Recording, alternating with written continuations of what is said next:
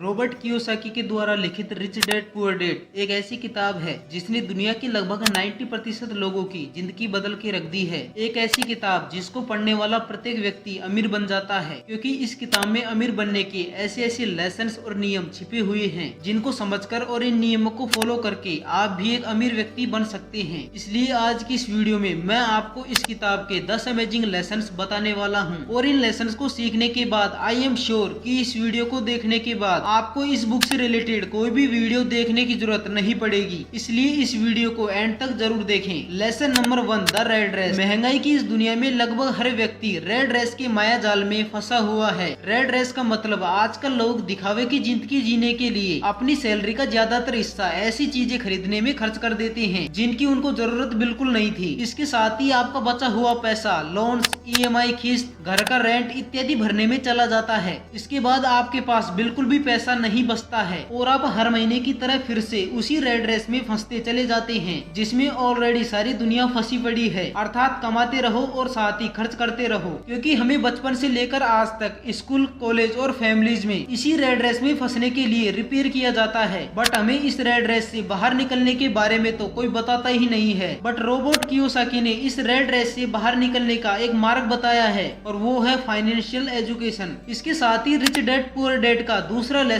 Start होता है, the financial education. दोस्तों, अगर आपके पास फाइनेंशियल एजुकेशन नहीं है तो आप हजारों कमाओ या फिर लाखों, आप गरीब के गरीब ही रह जाएंगे, क्योंकि एक अमीर व्यक्ति बनने के लिए फाइनेंशियल नॉलेज का होना बहुत जरूरी है। आपने हमेशा देखा होगा कि जिन लोगों के पास फाइनेंशियल नॉलेज नहीं होती है उन लोगों की सैलरी मिलते ही सारी सैलरी छूमंतर हो जाती है, जिसका सीधा सा कारण है फाइनेंशियल एजुकेशन का नहीं होना। आखिर ये फाइनेंशियल एजुकेशन क्या है? एग्जाम्पल के लिए मान लीजिए कि रमेश नाम का एक व्यक्ति है जिसको मंथली सैलरी 30,000 रुपए मिलती है, लेकिन रमेश को फाइनेंशियल एजुकेशन बिल्कुल भी नहीं है। रमेश क्या करता है, 5,000 रुपए के शूज, 10,000 रुपए की शॉपिंग और एक नया चमचमाता आईफोन खरीद लेता है, यानी सैलरी से ज्यादा खर्चा। और रमेश हर महीने ठीक इसी प्रकार नए नए खर्चे करते रहता है। फिर गाड़ी खरीदने के लिए लोन्स ले लेता है और इस गलत रेड रेस में फंसता ही चला जाता है। अक्सर मिडिल क्लास फैमिलीज में ऐसा ही देखने को मिलता है। वहीं अगर रमेश को फाइनेंशियल एजुकेशन होती तो रमेश ऐसे एक्स्ट्रा खर्चे कभी नहीं करता, बल्कि अपने पैसों का यूज सही तरीके से करता, जो कि आपको आगे के लेसन में सीखने को मिलेगा। दोस्तों, फाइनेंशियल एजुकेशन सीखने के लिए आपको सबसे पहले एसेट और लायबिलिटी के बीच डिफरेंस को समझना पड़ेगा और यहीं पर आता है लेसन नंबर 3, एसेट और लायबिलिटी।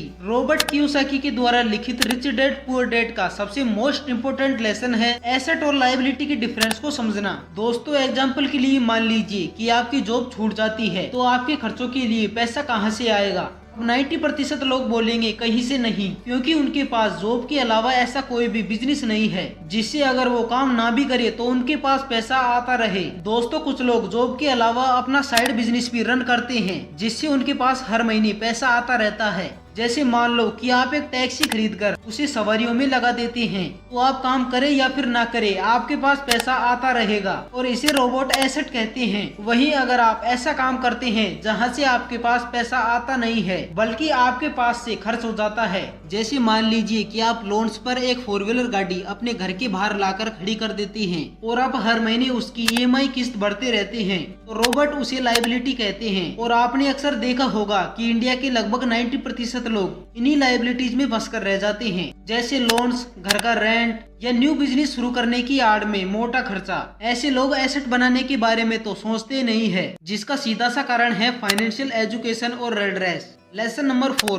पे योर सेल्फ फर्स्ट। पे योर सेल्फ का सीधा सा मतलब है कि सैलरी आने के बाद आप सबसे पहले अपनी सैलरी का 10% हिस्सा अलग करके रख दो। यानी आपकी मंथली सैलरी 50,000 रुपए आती है तो आपको 5,000 रुपए निकाल के रख देने हैं और उन्हें खर्च नहीं करना है। दोस्तों, ज्यादातर लोग अपनी सैलरी आने के 5 दिनों के बाद ही अपनी सारी सैलरी खर्च कर देती हैं, जो कि बिल्कुल गलत है। रॉबर्ट कियोसाकी कहते हैं कि जब भी मेरे ऊपर खर्चों का ज्यादा भार आता था तब भी मैं अपनी सैलरी का 10% हिस्सा सेव करता था, क्योंकि रोबोट को पता था कि ये पैसा इन फ्यूचर में उसको वेल्थ क्रिएट करके देने वाला है। Lesson number 5, don't say I can't afford it, ask your self how can I afford it, यानी रोबोट बताते हैं कि मैं और माइक सबसे अच्छे दोस्त थे, बट माइक एक रिच फैमिली से बिलोंग करता था और रोबोट एक पुअर फैमिली से बिलोंग करता था। माइक अमीर फैमिली से आने के कारण बड़े बड़े शौक करता था, जैसे महंगी महंगी गाड़ी, महंगी कपड़े, महंगे शूज आदि। वहीं दूसरी ओर जब रोबोट अपने पुअर डैड से कुछ भी मांगते थे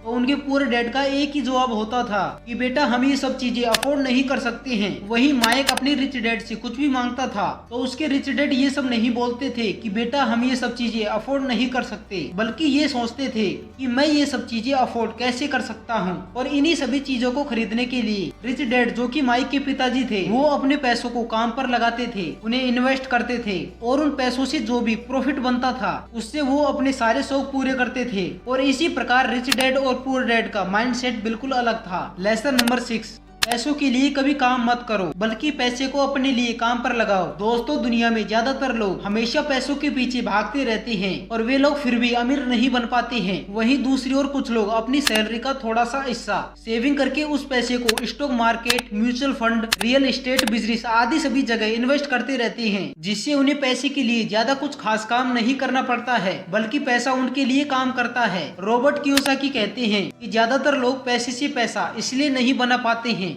कि उन्हें डर रहता है कि कहीं उनका पैसा डूब ना जाए, बट रॉबर्ट कहते हैं कि जो इंसान रिस्क लेता है वही आगे बढ़ता है। यह डिपेंड करता है आपकी उम्र पर। अगर आपकी उम्र 17 से 22 साल है तो आपको पैसा कमाने के लिए रिस्क लेना चाहिए। वहीं अगर आपकी उम्र 25 साल से ऊपर है तो वहाँ थोड़ा सा रिस्क आपको कम कर देना चाहिए, क्योंकि उस एज में आपके ऊपर बहुत सारी जिम्मेदारियों का भार आ जाता है। बट अगर आप अमीर व्यक्ति बनना चाहते हैं तो आपको इन्वेस्टिंग स्टार्ट कर देनी चाहिए, चाहे आप स्टॉक मार्केट में करें या फिर बिजनेस में करें, बट इन्वेस्टिंग स्टार्ट कर देनी चाहिए ताकि आपकी पैसिव इनकम आना स्टार्ट हो जाए। Lesson number 7, learn how sell. जब रॉबर्ट अपने रिच डैड से बोलते हैं कि मुझे भी एक बिजनेसमैन बनना है तो रिच डैड बोलते हैं कि अगर तुम मेरी तरह एक बिजनेसमैन बनना चाहते हो तो तुम्हें सबसे पहले सेलिंग स्किल सीखनी पड़ेगी, क्योंकि सेलिंग एक ऐसी स्किल है जिसको सीखे बिना आप एक सक्सेसफुल बिजनेसमैन नहीं बन सकते हैं। सबसे पहले आपको अपने धंधे के बारे में सीखना पड़ेगा। अगर आप अपना कोई भी धंधा बिना सीखे स्टार्ट करते हैं तो आपको हमेशा लॉस ही देखने को मिलेगा।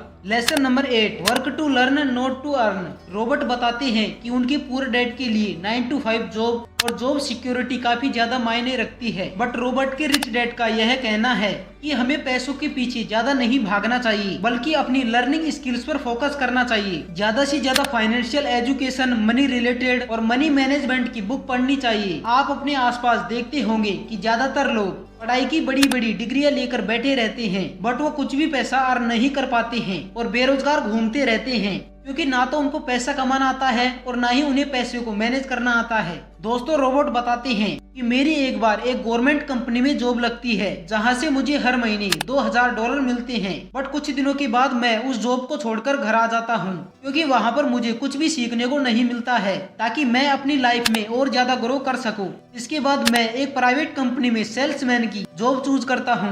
मुझे ऐसा करते देख मेरे पुअर डैड काफी ज्यादा नाराज होते हैं कि रॉबर्ट एक अच्छी खासी सिक्योर जॉब को छोड़कर यहाँ आ गया। वहीं दूसरी ओर रॉबर्ट के रिच डैड काफी ज्यादा खुश होते हैं, क्योंकि रॉबर्ट कुछ नया सीखकर ग्रो करना चाहता है। इसलिए दोस्तों, अगर आपको भी एक अमीर व्यक्ति बनना है तो अपने लर्निंग स्किल पर फोकस करो। लेसन नंबर 9, अपने खुद के काम पर फोकस करो। रॉबर्ट बताते हैं कि जब भी मैं किसी से पूछता हूँ कि आप क्या करते हैं तो मुझे जवाब मिलता है कि मैं ड्राइवर हूँ, टीचर हूँ, एक सेल्समैन हूँ, एक डॉक्टर हूँ।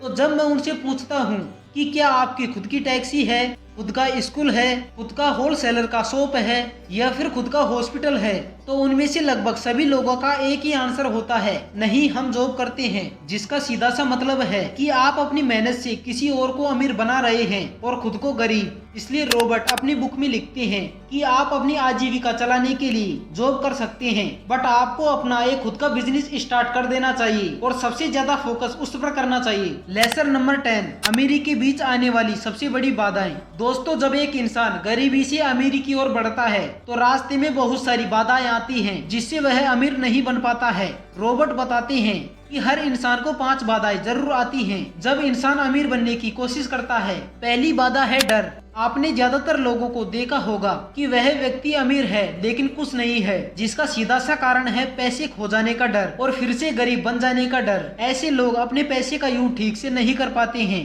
ऐसे लोग अपने पैसे का यूज इसलिए नहीं करते हैं कि कहीं उनका पैसा डूब ना जाए। दूसरी बाधा है डाउट। ज्यादातर लोगों को अपना पैसा इन्वेस्ट करने में बहुत सारे डाउट होते हैं कि कहीं मेरा पैसा डूब गया तो, और इन्हीं डाउट्स की वजह से ऐसे लोग एक नई शुरुआत नहीं कर पाते हैं।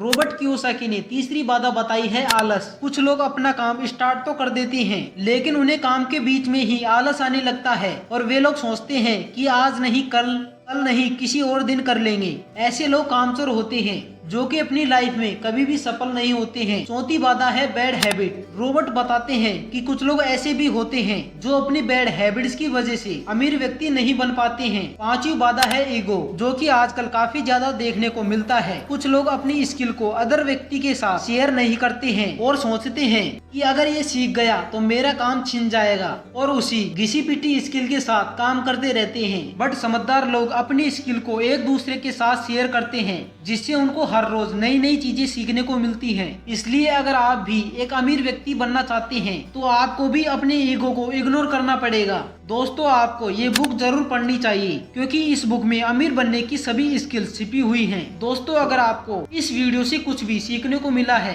तो हमारे YouTube चैनल को जरूर सब्सक्राइब करें।